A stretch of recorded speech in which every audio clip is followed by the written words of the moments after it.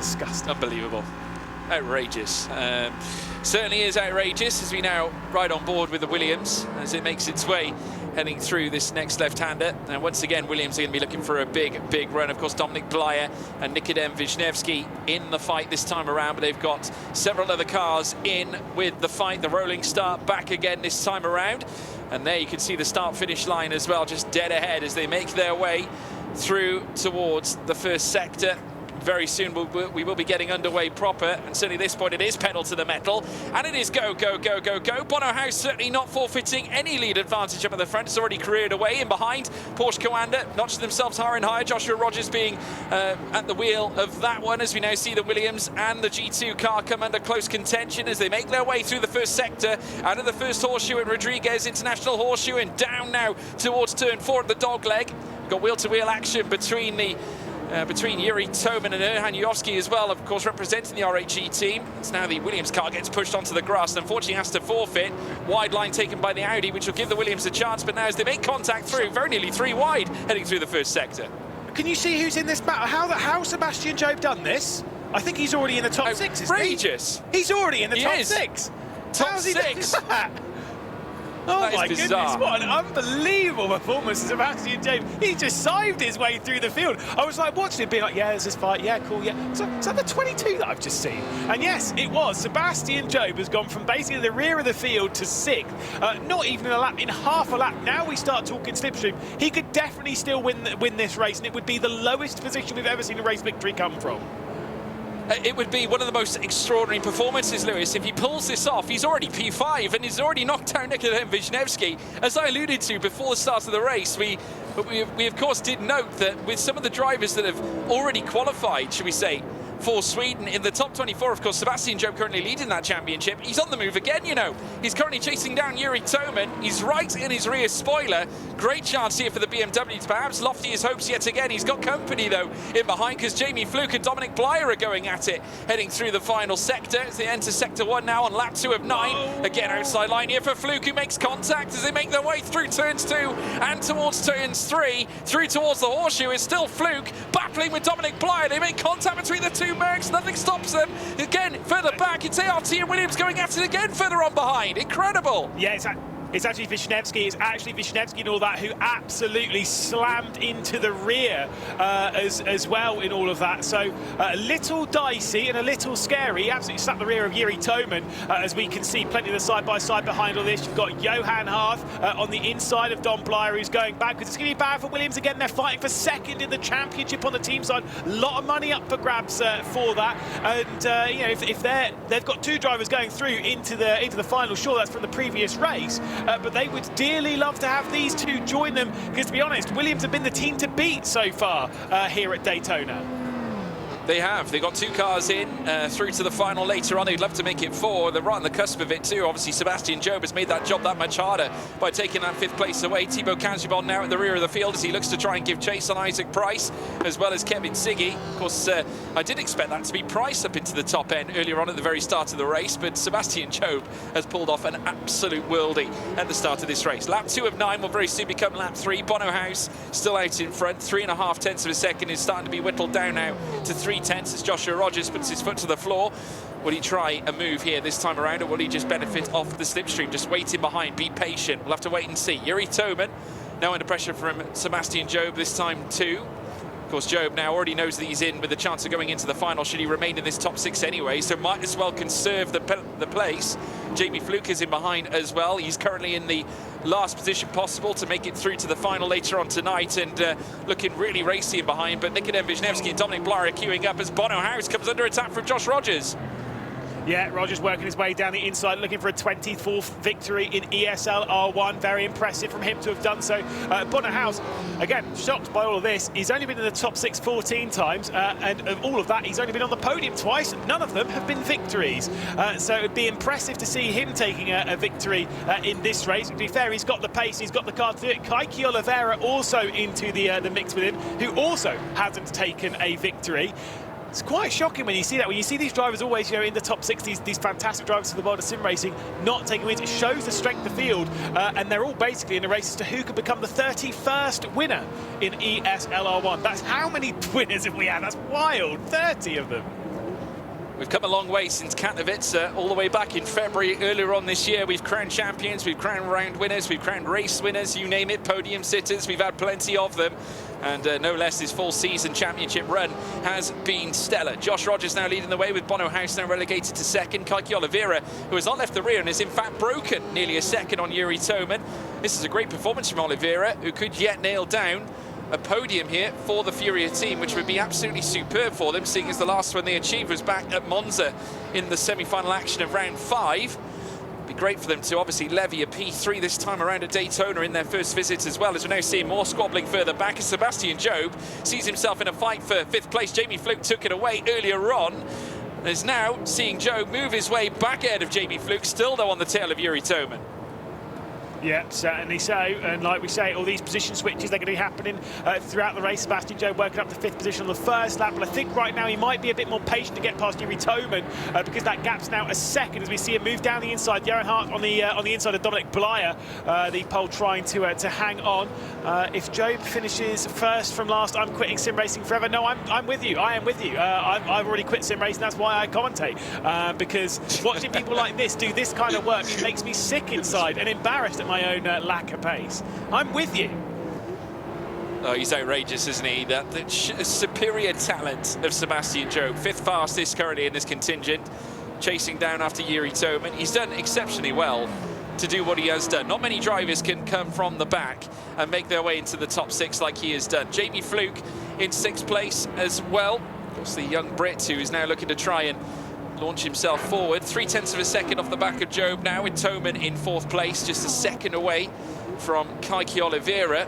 But that second is starting to go out just a little bit. Oliveira doing a great job of holding on to that 3rd place, as now we see the Apex Racing Mercedes looking to haunt all over the back of Sebastian Job's BMW. Got a string of different manufacturers there, Audi, Merc as well as the BMW, splitting the difference as they round now the next part of the oval. Lap 4 of 9 will soon become lap 5, and we'll be into the second half of this race now. Job looking for a move around the outside, perhaps this time around, breaking away out of the aero of Jamie Fluke's Mercedes, and has in fact got his nose in front ahead of Yuri Toman, so will take P4 at this point. So now he's on the attack of Kaiki Oliveira. This is stellar from Sebastian Job. I think it was far more important for Yuri Toman to not fight Sebastian Job. The gap is 1 second. From what I was told by Will Chadwick, the gap needs to be around about 0.7 of a second before you get that slipstream. Leave whoever's at the head of the pack on their own. Do not fight them. If you fight them, you'll get pulled right off the rear end of that train. If you let Sebastian Job go after it for a couple laps, he might just close his way back in. This is the fight for 9th position. Kevin Siggy trying to work his way past Don Blyer. Isaac Price is just off the rear end. Kevin Siggy gives him a big whack going into the West Horseshoe as they depart that. A little bit of conversing with his team, probably with basically the race manager, the team manager for this event, being Andre Kunchman. Just a couple of words as probably most of all venting frustration, which is what these races do tend to boil down to sometimes. Yeah, they do, and Kevin Siggy has been on the end of some frustrations in his time as well. Game as 8, of course, did not quite go to plan as far as he was concerned anyway. Was left very early on supporting his teammates as he now looks to try and attack Dominic Blyer. Gets to within the same 1/10 of a second, perhaps might look to make the move. Heading through, skipping over the curbs there as well, Sebastian Job. Not leaving anything to chance, and got some quite lofty elevation coming off that as well. Yeah, we got Joshua Rogers still leading the way though. Bono House hasn't left his rear though. Still trying to benefit from the aero. Sebastian Job trying to work to break into that second gap, but it's gone back out again and will open up the door for Yuri Toman, you'd think. Yeah, so like I say, there are the opportunities for various drivers to work their way through, but whether it matters so much on this occasion, you can see Jamie Fluke closing in on Yuri Toman, but again, I'm liking what I'm seeing here. These three are using their brains. The gap, though, worst of all for them, it's not coming down. It's still hovering around the 1.1 seconds. It's not really a high tyre wear circuit, though, so the concerns of what we normally see with the BMW wear is not really there. And oh my goodness me, Kevin Siggy just giving a little bit of a squeeze coming through T2 because Dominic Blyer is trying to get to the outside. Isaac Price and Thibaut Casavon, these will all be fighting now for the wooden spoon, basically, because the top 8 have cleared right away from this grouping as we've got 3 separate packs up and down the order. Yeah, very nearly coming together and losing the car as well, Dominic Blyer, as he met with Thibaut Casibon, who has not left the rear for quite some time. Kevin Siggy now has lofted himself up into P9. Isaac Price following suit, moves up to 10th place. So lap 6 of 9 as we come down to the final 3 laps of action, or 2.5 if you're picky, as now we see Yuri Toman now on the tail here of Sebastian Job yet again. Now Job has managed to get himself to within a second, albeit only by mere thousands. He's still trying to chase after Kaiki Oliveira. He might be on the cusp of maintaining somewhat of a podium, but it's going to come certainly at a mighty cost of his tyre wear as he makes his way down this next straight. He of course has got the chicane coming up now, the Le Mans chicane, as they go nose to tail through this next segment. It is still Rogers out in front, House now getting closer and closer in behind, might be choosing to opt to make a move as well, does break out of the aero of Bono House as well, as we now see Toman now coming together with Fluke. Fluke's closer to Toman than Toman is to Job. Great chance here for Fluke to perhaps levy himself forward. He's not doing it. He's not doing it again. He's going to sit behind Yuri Toman. Try and give what is classified as an aero push. Sat behind the rear end. You're taking the rear end, the aero off the rear of the car, and you're just giving him a little bit of a push. A reminder: there is no bumps drafting allowed in this competition. You are not allowed to do it in ESL R1, and that's why you won't see them get right up to the rear end NASCAR style and start bumping. You will see that in GT3 racing. Let me tell you that now. But in this now, they're not allowed to do it. So just sat behind, just kind of using the aero to try and push the front end of the car, but unfortunately it's not quite working. That gap around about a second. I think that's why when Bonnerhouse has recently got past Josh Rogers for the race lead. I know we've not seen it because it wasn't really that interesting. It was just a nice slipstream pass around the outside T1. Josh Rogers did not fight it, for the reason being, if he fights it, it will allow those 3 behind to close in. It is in their best interest to not fight too hard right now, although I do get the feeling Sebastian Job, Yuri Toman, Jamie Fluke, I get the feeling they might get a go at this race victory before the end of the race on that last lap. Yeah, lap 7 of 9 now, and Job has managed to break into that second gap. He's now just under 9/10 of a second away. Toman now is almost equilateral to the distance between he and Job, to him and Fluke, as they make their way down the straight once again. Toman now back in the tow, this time of Sebastian Job, as they make their way through towards the next chicane. The Audi taking a little bit of an aggressive look down the inside. You just see the furor on Toman's face as he looks to concentrate himself and get himself set for certainly a final couple of laps of magic here at Daytona. Still House out in front here. Joshua Rogers with the fastest lap of the race so far, currently waiting in the wings in behind. Might get a chance at the race lead as well. He's only a 10th away, has broken to within the same 10th of a second, as now we see Toman now looking to launch a charge. Will he break the aero this time and go for the move as he looks to try and curtail his way around, just treading water here with Sebastian Job, who once again has lost time to that of Kaiki Oliveira ahead of him here. You can see the trio of cars out in front here, just carrying themselves around here on lap 8 of 9. Penultimate lap of the race, folks. Here we go. Not long left here at Daytona. No, certainly not. Again, it's dramatic at the front. Joshua Rogers looking for yet another win in ESL R1. He's had so many.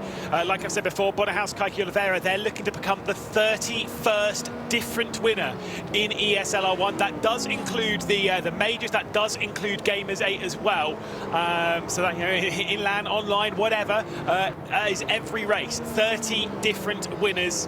Can Kaiki Oliveira, can Bonnerhouse do it? They've got to beat one of the absolute best in doing so without losing too much time and being caught by Sebastian Job. It shows how consistent, how fast this field is, the fact that gap has just not come down. No, it hasn't, and it's credit to Kaiki Oliveira as well, who's driven impeccably. He's just managed his race, hasn't tried anything too daring, knows that a podium would mean a lot to Fury, and it does grant him a place in the final later on tonight. Sebastian Job in third. Whilst he hasn't necessarily eaten into that gap too much, he has managed to at least equilateral it. It's stayed pretty much the same, flittering around the 1.2s to the 1s, and is now still fending off the likes of Yuri Toman. But now, very shortly, we will cross over into lap 9 of 9. And Bono House, though, with the lead of the race now, with Joshua Rogers in second, there's going to be a huge fight on their hands now as they make their way soon to be on this final lap. Semi-final 2. Has granted us with plenty of action. It has been a game of chess. Many of the drivers levying themselves into positions of power earlier on, as now we're seeing them round the oval once again to begin lap 9 of 9. We're on the final lap now, folks. Sebastian Job still in 4th place, being hunted down by Yuri Toman, and Bono House still has the lead. Yeah, exactly. And I think with the gap between them, 1.3 seconds, this is a 3-horse battle for the race lead. It will be a tactical fight, though. It's not about leading, going into the bus stop, going into the Le Mans chicane, going out onto the NASCAR 1 and 2. It's about leading across the line. Timing is everything. And we have seen this a few times so far in the knockout phase and even a little bit in the semi-finals. Sometimes being that third car is actually better. You get the double slipstream. If things are timed right, if you get a little bit lucky, if you time yourself right, you might well be able to get that double slipstream, work your way around the high side and have that drag race towards the line. I get the feeling the top 6 are fairly set in this race, that it will be Bonnehaus, Rogers, Oliveira, Sebastian Job, Yuri Toman and Jamie Fluke. But in what order, George Morgan, I cannot tell you. Well, Lewis, we'll have to find out very shortly, I'm sure, because Bonnehaus now still has the lead, but Joshua Rogers not far away. They're now rounding out of turn 9, down the straight towards turn 10 at the back stretch, before now opening the door straight away. Here comes Joshua Rogers now, and Porsche Commander looking to take the lead of the race away from Bonnehaus. Brilliant move there from Joshua Rogers, right where he needed it most. Kaki Oliveira haunting his rear wing too as they exit out of turn 11. 2 corners remain here around this track. Stellar show from Joshua Rogers, ever the professional, ever one of the most talented drivers you'll see behind a sim racing rig, but he's going to be challenged wheel to wheel up towards the line by Bonnehaus. It's going to take the win away from him. I think he might crossing the line. It's Bonnehaus, I'm sure, that's going to take this one, and I think he has. Joshua Rogers in second. An incredible drive from Kaki Oliveira, but there was no chance to dance here for Rogers. It was Bonnehaus who took victory. Mercedes celebrated style here at Daytona. It's been a long time coming, but he's back. It's Bonnehaus.